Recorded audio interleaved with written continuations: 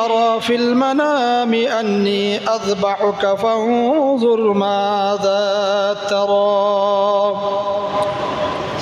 قال يا أبت افعل ما تؤمر ستجدني إن شاء الله من الصابرين فلما أسلما وتله للجبين وناديناه أن يا إبراهيم قد صدقت الرؤيا إنا كذلك نجزي المحسنين إن هذا لهو البلاء المبين وفديناه بذبح عظيم وقال تعالى إن الله وملائكته يصلون على النبي يا أيها الذين آمنوا صلوا عليه وسلموا تسليما নবীজির মহব্বতে দরুদ পড়ি আল্লাহুম্মা সাল্লি আলা মুহাম্মাদ ওয়া আলা আলি মুহাম্মাদ كما صليت على إبراهيم وعلى آل إبراهيم إنك حميد مجيد اللهم بارك على محمد وعلى آل محمد كما باركت على إبراهيم وعلى آل إبراهيم إنك حميد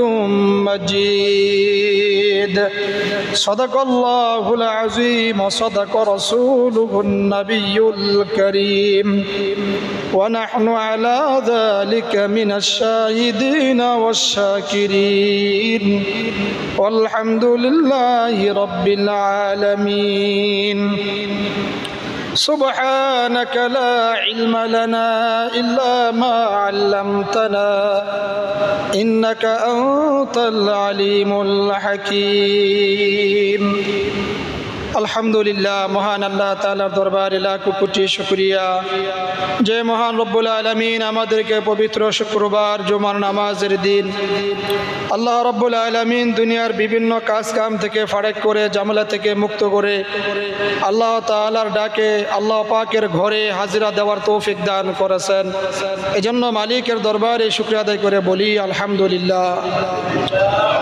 সম্মানিত প্রিয় উপস্থিতি আমি আপনাদের সামনে পবিত্র কুরআনের সূরা আল মায়েদা সূরা মায়েদার 27 নম্বর আয়াত তেলাওয়াত করেছি আল্লাহ তাআলা যদি তৌফিক দান করেন এই অল্প সময়ের ভিতরে এই আয়াতের আলোকে কিছু কথা আপনাদের সামনে তুলে ধরার চেষ্টা করব ইনশাআল্লাহ আল্লাহ তাআলা আমাদেরকে বুঝার এবং আমল করার তৌফিক দান করুক সকলে বলে আমিন আল্লাহ রাব্বুল আলামিন যখন পৃথিবীর সৃষ্টি করলেন পৃথিবীর প্রথম মানব হযরত আদম আলাইহিস সালাতু ওয়াস সালাম এবং তার সহধর্মিণী হযরত হাওয়া আলাইহিস সালাতু ওয়াস সালামকে আল্লাহ তাআলা সৃষ্টি করার পর জান্নাতে রাখলেন যদি আমরা মনোযোগ সহকারে অল্প সময়ই কিছু কথা শুনি একেবারে শুরু থেকে শেষ পর্যন্ত অল্প সময়ের ভিতরেই আমরা অনেক কিছু উপলব্ধি করতে পারবো বুঝতে পারবো তো হযরত আদম এবং হাওয়া আলাইহিস সালাতু ওয়াস সালামকে সৃষ্টি করার পর রাখলেন কোথায়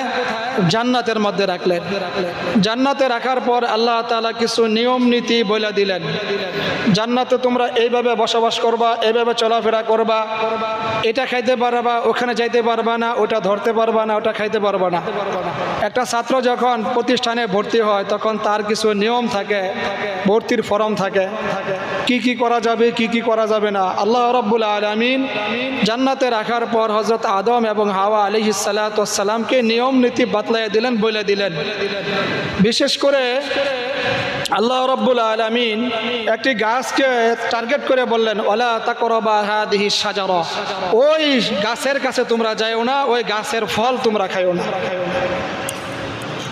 তো শয়তান তো আল্লাহ রাব্বুল আলামিন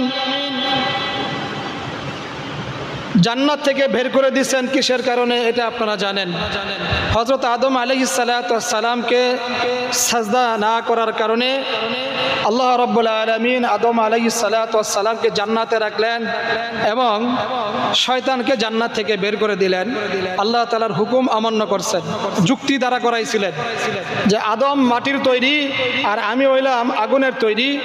আগুনের স্বভাব হইল উপর দিকে যাওয়া আর মাটির স্বভাব হইল এটা নিচ দিকে পড়ে যাওয়া। অতএব যিনি উপর দিকে উঠে তারে আবার নিচ দিকে এরকম ভাবে কেন করে সাজদা করে? উর্দুমুখী জিনিস, নিম্নগামী জিনিসকে এরকম ভাবে সাজদা করতে পারে না। তো আল্লাহ রাব্বুল আলামিন বললেন আমি আদেশ করছি আর তুমি আমার আদেশ অমান্য করলা, যুক্তি তর্ক দাঁড়া করাইলা। ফাখরুজ মিনহা ফাইন্নাকা রাজিম, তুমি এখান থেকে বের হও। জানেন না আপনারা এই ঘটনা? তো ওই দিন থেকেই শয়তান এরকমভাবে আদম আলাইহিস সালাতু ওয়াস সালামের কারণেই যেহেতু এরকমভাবে জান্নাত থেকে বের হয়েছেন, তার মনে একটা জিদ ছিল, হিংসা ছিল। আদমের কারণে আমাকে আল্লাহ তাআলা জান্নাত থেকে বের করে দিছে, এই আদমকে আমি কখনো এরকমভাবে আদমের যত সন্তান আসবে তাদেরকে কখনো আমি সুপথ দেখাবো না, বরঞ্চ আমি এদেরকে গুমরা করব, পথভ্রষ্ট করব, আমি এদের ক্ষতি করব। ওই সময় থেকে শয়তান আদম সন্তানের পিছনে লাগা গেলেন। তারই ধারাবাহিকতায় যখন এরকমভাবে আদম এবং হাওয়া আলাইহিস সালাতু ওয়াস সালাম জান্নাতের ভিতরে বসবাস করতে লাগলেন, ওই নির্দিষ্ট গাছের দিকে আল্লাহ তাআলা যাইতে নিষেধ করেছিলেন, ফল খাইতে নিষেধ করছেন, কিন্তু শয়তান জান্নাতের গেটের মধ্যে বৈশা বৈশা কান্নাকাটি করে। কোন কোন রাওয়ায়াতের মধ্যে আছে মহিলার সুরত ধরছে। তো কান্নাকাটি করতেছিল। আদম আলাইহিস সালাম ঘুমাইতেছিলেন আর আদম আলাইহিস সালামের স্ত্রী হাওয়া আলাইহিস সালাতু ওয়াস সালাম, মহিলাদের কিছু স্বভাব আছে, এটা বললেও অনেক সময় তারা মানতে চায় না। দুই চারটা মহিলা দেখলে একটা না একটা কিছু জিজ্ঞেস করতে চায়, অন্তত জিজ্ঞাসা আপনার ভাইয়ের বাড়ি কই, না আপনার স্বামীর বাড়ি কই, আপনার কয়টা গোলা বানানের কই বিয়া হয়েছে। মানে দুই তিনটা একসাথে হইলে একটা না একটা কিছু তাদের জিগাইতে মনে চায়, এটা স্বভাবগত। আদম আলাইহিস সালাতু ওয়াস সালাম ঘুম পড়তেছেন, হাওয়া আলাইহিস সালাম ঘুরতেছেন, এক পর্যায়ে দেখে গুনগুন কান্নার আওয়াজ। তো ঘুরতে ঘুরতে এরকম ভাবে সন্ধান করতে লাগলেন কান্নার আওয়াজ কোত্থেকে আসে। দেখে জান্নাতের গেটের সামনে একজন বৃদ্ধ মহিলা এরকম ভাবে কান্নাকাটি করতেছেন। কাছে গেলেন, জিজ্ঞাসা করলেন আপনি এরকম ভাবে কাঁদেন কেন? আমি যে কেল্লিগে কান্দি এটা বললে তো আপনি বিশ্বাস করতেন না। এটা কি কোন আপনি বুড়া মানুষ, আপনি কাঁদতেছেন? আমি জিজ্ঞাসা করলাম, আমি কান্দি আপনাদের জন্য। আমি বললে কি আবার কান্দেন কি? আমরা তো জান্নাতের ভিতরে আছি, আল্লাহ তাআলার হুকুম মানতেছি, জান্নাতের নাজ নেয়ামত ভক্ষণ করতেছি, আমাদের লেগে আপনি এরকম ভাবে কাঁদবেন কেন? আমিও তো জান্নাতের ভিতরেই ছিলাম, তোমরা এখন জান্নাতের ভিতরে বসবাস করতেছ। দুই তিন রকম বর্ণনা আসছে, শয়তানের ডায়েরি একটা বই আছে, এখানে একরকম আসছে, কিতাবের মধ্যে একরকম আসছে, হাদিসের মধ্যে আরেক রকম আসছে। তো আদম আলাইহিস সালাতু ওয়াস সালামের সহধর্মিণী হাওয়া আলাইহিস সালাতু ওয়াস সালাম জানতে চাইলেন যে কেন আমাদের জন্য কাঁদতেছ? কয় আল্লাহ তাআলা তোমাদেরকে জান্নাত থেকে বের করে দিবে। কে বের করে দিবে? কেন বের করে দিবে? ওই যে একটা গাছ, ওই গাছের কাছে আল্লাহ কি তোমাদেরকে যাইতে নিষেধ করছে না? ফল খাইতে না করছে না? কে লেগে না করছে এটা তুমি জানো? জান্নাতের সমস্ত নাজ নেয়ামত তুমি ভোগ করবা, ভক্ষণ করবা, কিন্তু ওই গাছের মধ্যে যাওয়ার জন্য নিষেধ করলো কেন জানো? এটার একটা রহস্য আছে। রহস্য কি? ওইটার গাছের ফল যদি তোমরা না খাও তাহলে জান্নাত থেকে তোমাদেরকে বের করে দিবে। এরকম উল্টা পাল্টা মিথ্যা তথ্য দিয়া হযরত হাওয়া আলাইহিস সালাতু ওয়াস সালামের মনের মধ্যে একটা উল্টা পাল্টা ধারণা দিয়ে দিলেন। তাহলে কি করা যায়? যদি জান্নাতের মধ্যে পুরোপুরি থাকতে চাও, বসবাস করতে চাও, তাহলে তাড়াতাড়ি যাইয়া তোমার স্বামী যেন না জানে ওই গাছের একটা ফল ছিঁড়া তোমরা খাও। আর সাবধান, এটা তুমি খাইবা, তোমার স্বামীরা খাওয়াইবা, সেই জন্য বুঝতে না পারে। কেন? চুপড়ে খাওয়াইবা, একবারে টিক মাইরা ফলাইয়া খাওয়াবা, তুমি খাইবা, তোমার জান্নাতে রাখবো। আবার তোমার স্বামী যদি না খাওয়ায়, তারা যদি না খাওয়াও, তারা জান্নাত থেকে বের করে দেবো, তোমার রাখবো। ওরা কিন্তু দুইজন দুই হানো বেরো যাবা গা। এরকম উল্টা পাল্টা কিছু ধারণা দেওয়ার পরে মহিলা মানুষ বুঝছে তো ঠিকই তো, সব নাজনামত বুক করতেছে, এটা নিষেধ করলো, এটার কারণ তো কোনোদিন জিজ্ঞাই নাই। এত মহিলাদের এমনিতেই বুদ্ধি কম, তো উনি এসে এরকম ভাবে ওই গাছের ফল খাইলেন, ফল ছিললেন। আদম আলাইহিস সালামের অভ্যাস ছিল ঘুম থেকে উঠে একটু শরবত খাইতেন। আদম আলাইহিস সালাম ঘুম থেকে উঠলেন, পানি চাইলেন, পানির পরিবর্তে ওই ফল মিশানো রস দিয়া আদম আলাইহিস সালামরে দিলেন খাইতে। বুঝতেছেন আপনারা? আদম আলাইহিস সালাম একটু খাওয়ার পরেই জিজ্ঞাসা করলেন, এটা কি দিলা আমারে? হ্যাঁ, তো বলছে এরকম এরকম অমুক গাছের একটু রস দিছি, ফলেরই দিছি। হ্যাঁ, তুমি এটা কি করলা? বর্ণনার মধ্যে আসছে আদম আলাইহিস সালাম গলার মধ্যে চাপদা ধরলেন, যেন ভিতরে যতটুকু গেছে বাকি যেন না যায়। তখন থেকে এই পুরুষের এরকমভাবে শাসি হয়েছে। আর হাওয়া আলাইহিস সালাম যেহেতু পুরাটা খাইছেন, তখন থেকে মহিলাদের এরকমভাবে মিন্স হওয়া শুরু হয়েছে। আর আল্লাহ রাব্বুল আলামিন, জান্নাত তো পবিত্র জায়গা, যখন তারা এই আদেশ লঙ্ঘন করলেন, নিষেধ মানলেন না, আল্লাহ তাআলা বললেন তোমরা জান্নাত থেকে বের হয়ে যাও। আল্লাহ আদেশ করলেন, কুলনা হাবিতু মিনহা জামিয়া ফাইম্মা ইয়াতিয়ান্নাকুম মিন্নি হুদা ফামান তাবিআ হুদায়া ফালা খাউফুন আলাইহিম ওয়ালা হুম ইয়াহজানুন। আল্লাহ তাআলা আদেশ করলেন জান্নাত থেকে বের হয়ে যাও। তো আল্লাহ তাআলা জান্নাত থেকে বের করে দিলেন। বের করে দেওয়ার পরে এরকমভাবে জান্নাতি কিছু লতা পাতা দিয়া, তার শরীরের মধ্যে তো জান্নাতি পোশাক ছিল, ওগুলো এরকমভাবে খুলে পড়ে গেল। জান্নাতি কিছু লতা পাতা দিয়া তারা ঢাকতে শুরু করলেন। তারপরেও আল্লাহ তাআলা আদেশ করলেন জান্নাত থেকে বের হয়ে যাও। তো আল্লাহ রাব্বুল আলামিন দুনিয়ার মধ্যে দুইজন দুই জায়গায় এরকমভাবে পাঠাই দিলেন। আর তারা এরকমভাবে আল্লাহ তাআলার দরবারে, লম্বা কাহিনী, আমি সংক্ষেপে মূল কিছু কথা বলতেছি আপনাদেরকে বোঝার জন্য। তো আল্লাহ তাআলার কাছে ওই দিন থেকেই আল্লাহ তাআলার কাছে তারা কান্নাকাটি শুরু করলেন। কানতে কানতে দীর্ঘদিন পর্যন্ত তারা কান্নাকাটি করলেন। এইদিকে কান্নাকাটি করার পর এক পর্যায়ে একদিন মনে হইল যে জান্নাতে থাকা অবস্থায় একটা জায়গায় আল্লাহর নামের সাথে আমাদের নবী জনাবে মুহাম্মদুর রাসূলুল্লাহ সাল্লাল্লাহু আলাইহি সাল্লামের নাম লেখা, লা ইলাহা ইল্লাল্লাহু মুহাম্মাদুর রাসূলুল্লাহ। তো আল্লাহ তাআলার কাছে দোয়া করতেন। এক পর্যায়ে বললেন যে জান্নাতের ভিতরে অমুক জায়গায় তোমার নামের সাথে একটা নাম লেখা দেখছি, মুহাম্মদ সাল্লাল্লাহু আলাইহি সাল্লাম, তার নামের খাতিরে আমাদেরকে তুমি মাফ করে দাও। তো আল্লাহ রাব্বুল আলামিন হুজুর পাক সাল্লাল্লাহু আলাইহি সাল্লামের এই নামের উসিলায় যখন দোয়া করলেন, এই নামের উসিলায় আল্লাহ তাআলা তাদের দোয়া কবুল করলেন। আবার তাদেরকে এরকমভাবে মিলিত করলেন, আরাফার ময়দানে পরিচয় করাই দিলেন।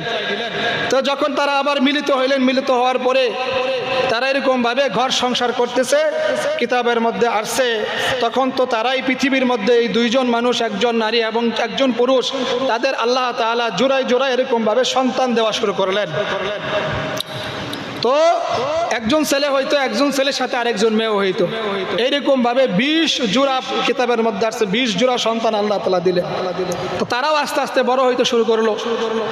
তো ওই সময়ের পদ্ধতি ছিল, আল্লাহ তাআলা আদেশ করলেন যে হে আদম, যেহেতু এরকমভাবে আদম আলাইহিস সালাম জানতে চাইলেন, আল্লাহ পৃথিবীর মধ্যে আমার বংশ ছাড়া আর কোনো বংশ নাই, আর কোনো লোকজন নাই, তা আমার ছেলেও আছে মেয়েও আছে, কিন্তু আমার ছেলেরা মেয়েরা এখন বিবাহের উপযুক্ত হইতেছে, আমি এদেরকে কাদের সাথে বিবাহ দিব? বুঝতেছেন না আপনারা কথা? তা আল্লাহ রাব্বুল আলামিন জানালেন, হে আদম, তুমি এরকমভাবে এই জোড়ায় জোড়ায় যে সন্তান জন্মগ্রহণ করেছে, আগের ঘরের ছেলে পরের ঘরের মেয়ে, পরের ঘরের মেয়ে আগের ঘরের ছেলে, এরকমভাবে তাদেরকে বিবাহ দাও। হ্যাঁ, ওই সময় এটা এই বিবাহ দেওয়া পদ্ধতি জায়েজ ছিল, কিন্তু একই সাথে যেই সন্তান এরকমভাবে জন্মগ্রহণ করছেন তাদের সাথে তাদেরটা হারাম ছিল। বুঝতেছেন না আপনারা কথা?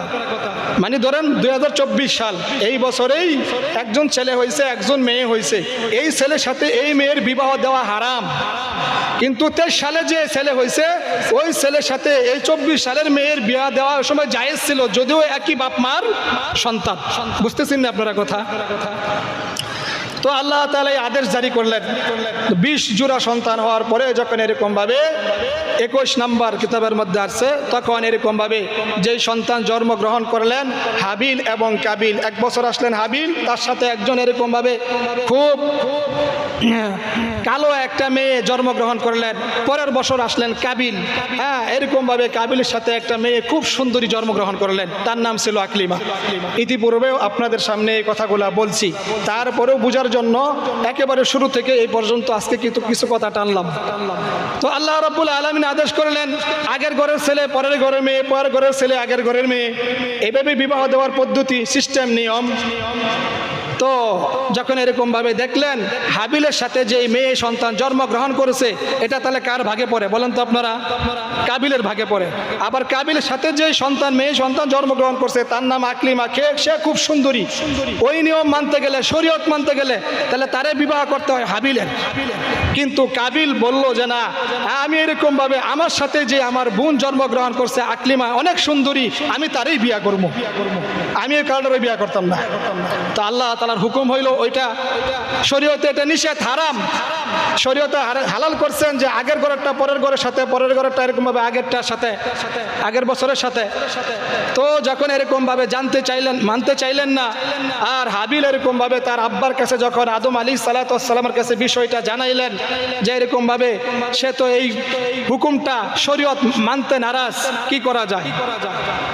তা আদম আলাইহিসসালাম সন্তানদেরকে ডাইকা বললেন যে আল্লাহ তাআলার এই আদেশ এইভাবেই পালন করতে হবে, এটাই তোমাদের জন্য শরীয়ত, এটাই তোমাদের জন্য বৈধ। কাবিল অস্বীকার করলো যে না, আমি এটা মানতে পারবো না। তার সাথে যেই বোন হয়েছে এটা কালা, আমি আর বিয়ে করতাম না। আমার লোকে যেটা হয়েছে ওটা অনেক সুন্দর, আমি হ্যারেই করবো না, এটা নিষেধ। যখন বোঝানোর চেষ্টা করলেন সে বুঝতে চাইলো না।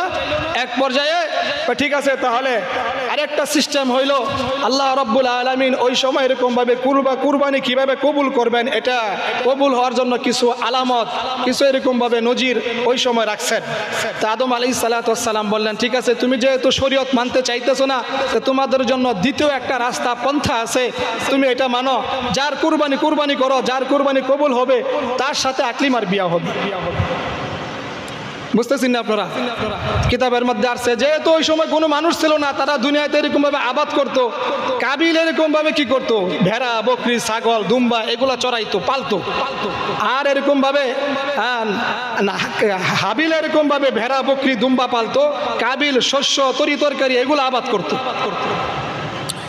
তো আল্লাহ রাব্বুল আলামিনের এই বিষয়টাকে আরো বুঝার জন্য আদম আলাইহিসসালাম বললেন ঠিক আছে, তোমরা দুজনে কুরবানি করো, যার কুরবানি আল্লাহ তাআলা কবুল করবেন তার সাথে আকলিমার বিয়া হবে। তো কেমনে কুরবানি করতে হবে?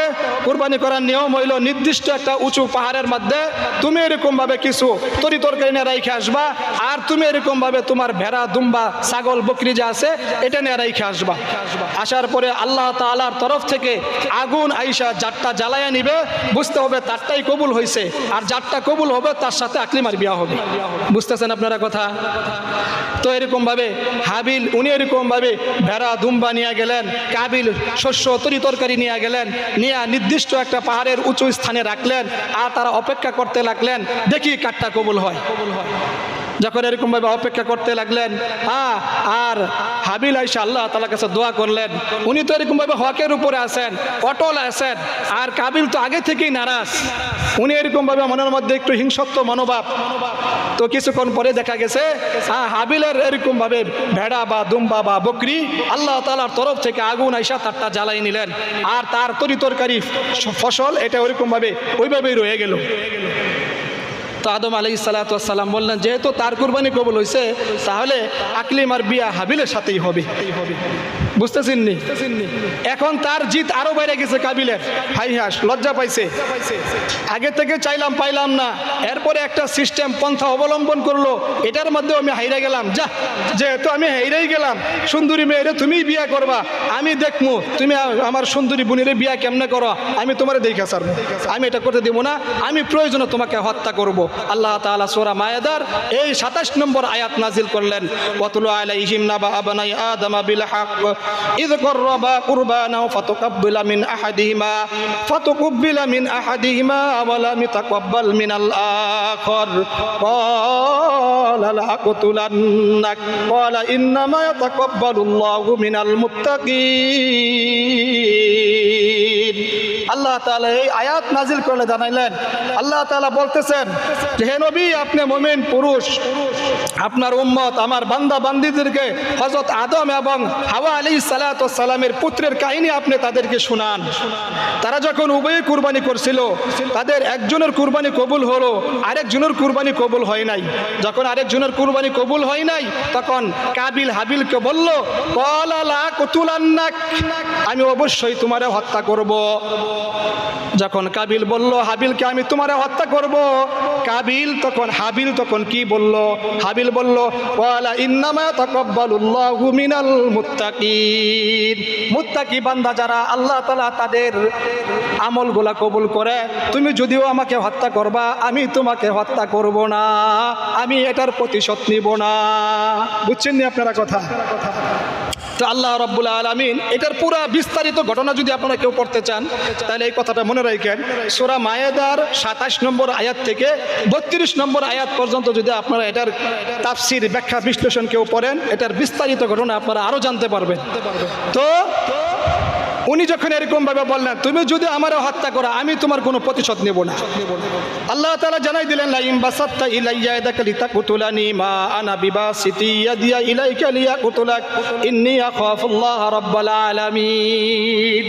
তুমি আমারে হত্যা করবা, হত্যা করা এটা ভালো কাজ না। হাদিসের মধ্যে আছে, যে ব্যক্তি এরকমভাবে গালি দিল অপর মুসলমানকে, যাকে গালি দিল, যদি গালির উপযুক্ত ব্যক্তি ওই ব্যক্তি যাকে দিল সে যদি না হয়ে থাকে, তাহলে এই গালি অপেক্ষা করে, ঝুলন্ত থাকে। এই জন্য যে যাকে এরকমভাবে অভদ্র ভাষা বলে গালি দিল, তার কাছে যদি যে গালি দিছে সে যদি তার কাছে যে মাফ চায়, তাহলে আল্লাহ তাআলা এই গালি মিটাইয়া দেয়।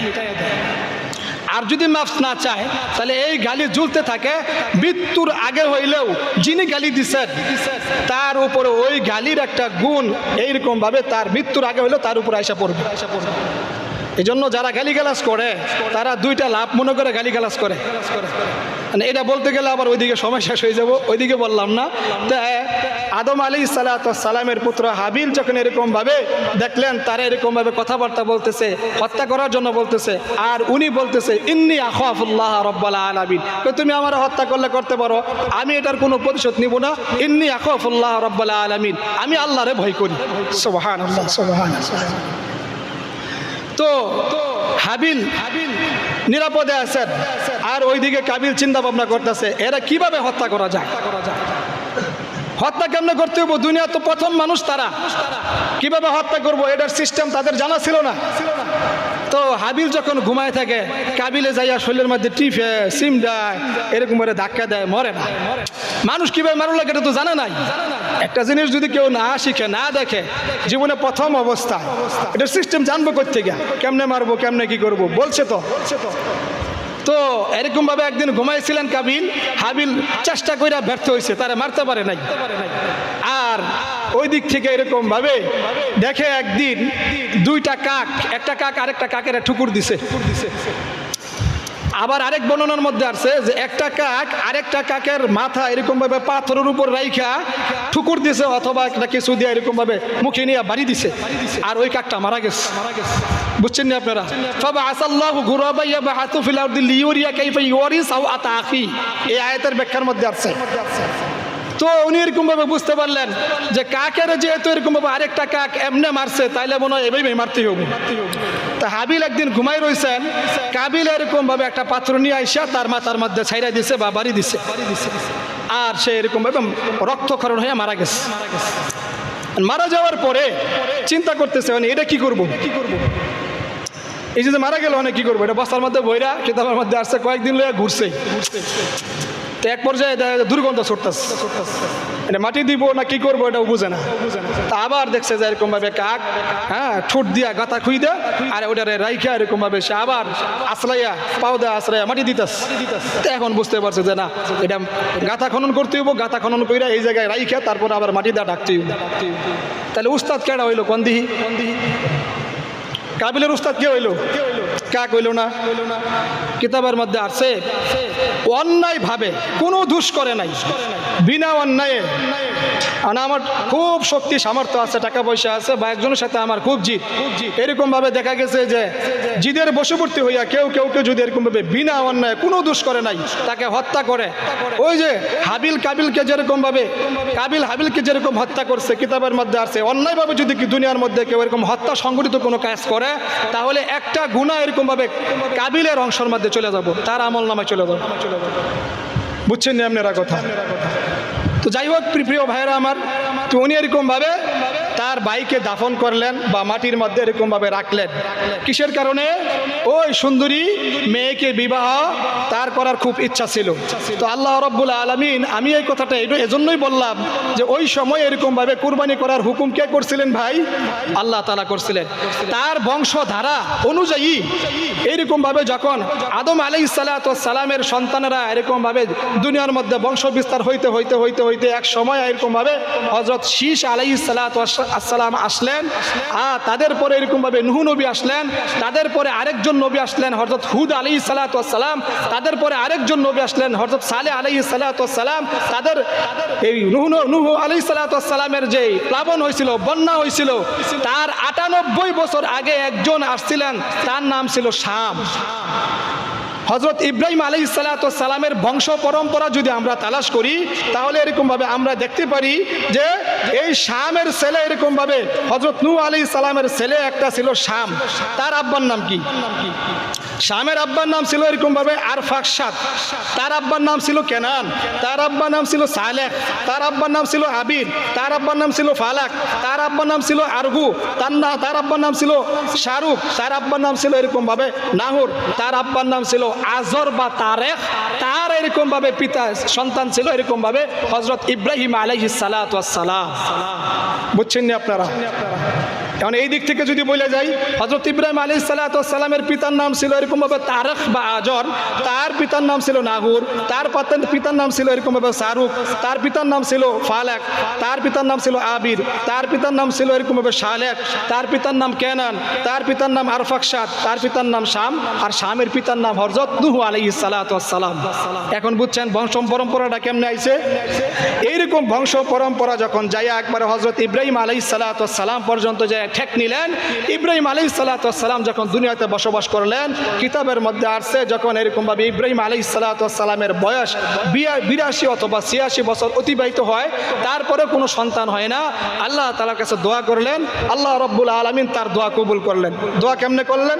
রব্বি হাবলি মিনাস সালিহিন ফাবাশশারনাহু বিগুলামিন হালিম ফালাম্মা বালাগা মা'হু সাইয়া ক্বালা ইয়া বুনাইয়া ইন্নী আরা ফিল মানাম আন্নী আযবাহুক ফানজুর মাযা তারা ক্বালা ইয়া আবাতি ফাআল মা তু'মার সাতাজিদুনি ইনশাআল্লাহু মিনাস সাবিরিন। প্রিয় ভাইয়েরা আমার, আজকে এতটুকু মনে রাখেন, হযরত আদম আলাইহিস সালাতু ওয়াস সালাম থেকে শুরু করে হযরত ইব্রাহিম আলাইহিস সালাতু ওয়াস সালাম পর্যন্ত কিভাবে কি হইল, কেমনে দুনিয়ার মধ্যে এরকমভাবে মানুষের বিস্তার ঘটলো, এবং আদম আলাইহিস সালাতু ওয়াস সালামের জমানায় কেমনে এরকমভাবে কুরবানি কবুল হয়েছেন, তখনও এরকমভাবে কুরবানির আদেশ আল্লাহ তাআলার তরফ থেকে হয়েছে। আর এখন সেই এরকমভাবে কুরবানির একটা ইবাদত আল্লাহ রাব্বুল আলামিন কিয়ামত পর্যন্ত এরকমভাবে ইতিহাস হিসাবে মানুষের ইবাদত বন্দেগীর জন্য এরকমভাবে আল্লাহ তাআলা সিস্টেম করে রাখলেন হযরত ইব্রাহিম এবং ইসমাইল আলাইহিস সালাতু ওয়াস সালামের মাধ্যমে। সুবহানাল্লাহ বলতেন না? আল্লাহ তাআলা যদি তৌফিক দান করে এখান থেকে আমরা আরও কিছু কথা শুনবো, যদি আল্লাহ হায়াতে বাঁচাই রাখে আগামী জুমায় ইনশাআল্লাহ। আল্লাহ তাআলা আমাদেরকে তৌফিক দান করুক এবং আমরা এখান থেকে যা শুনলাম বুঝলাম আমল করার তৌফিক দান করুক। সকলে বলে আমিন। সকল রকমের হিংসাত্মক মনোভাব